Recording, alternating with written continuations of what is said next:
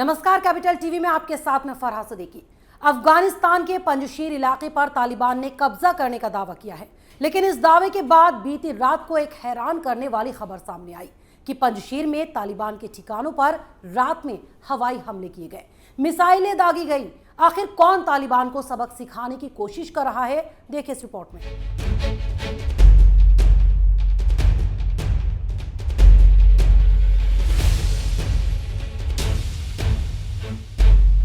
तालिबान कह रहा है उसने पंजशीर पर कब्जा कर लिया, लेकिन पंजशीर के शेर इस दावे को नकार रहे हैं और जंग जारी होने की बात कर रहे हैं। लेकिन इस बयानबाजी के बीच पंजशीर से देर रात एक बड़ी खबर सामने आई है, जिसमें कहा गया है कि तालिबान के ठिकानों पर हवाई हमले किए गए।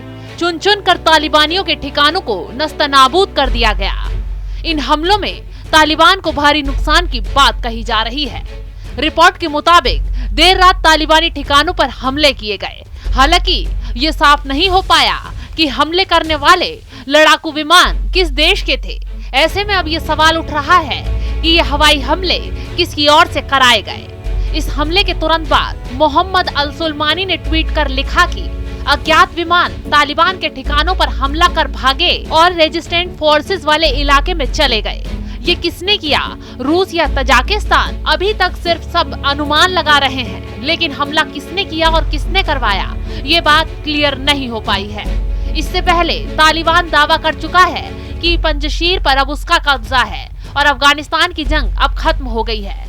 लेकिन पंजशीर की जमीन से जंग लड़ रही नॉर्दर्न अलायंस के लड़ाकों और उनके प्रमुख अहमद मसूद का कहना है कि वे आखिरी खून की बूंद तक लड़ेंगे।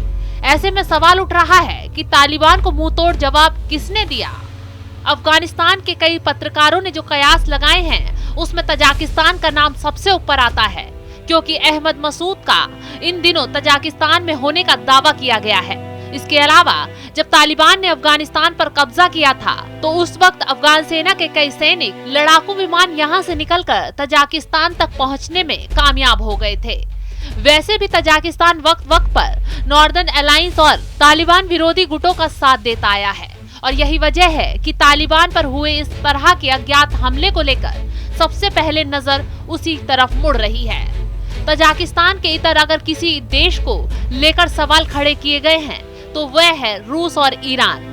ईरान ने हाल ही में नॉर्दर्न अलायंस के लड़ाकों पर पाकिस्तान के किए गए हमले की निंदा की थी और इस तरह किसी दूसरे देश के मामले में हस्तक्षेप का विरोध किया था। ऐसे में माना जा रहा था कि ईरान ने इस हमले का बदला लेने के लिए तालिबानियों पर ये अटैक किया।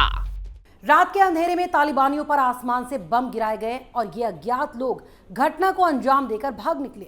इस हमले में तालिबान को भारी नुकसान हुआ है, लेकिन ये हमला किस देश की तरफ से किया गया, इसका खुलासा अभी तक नहीं हो पाया है।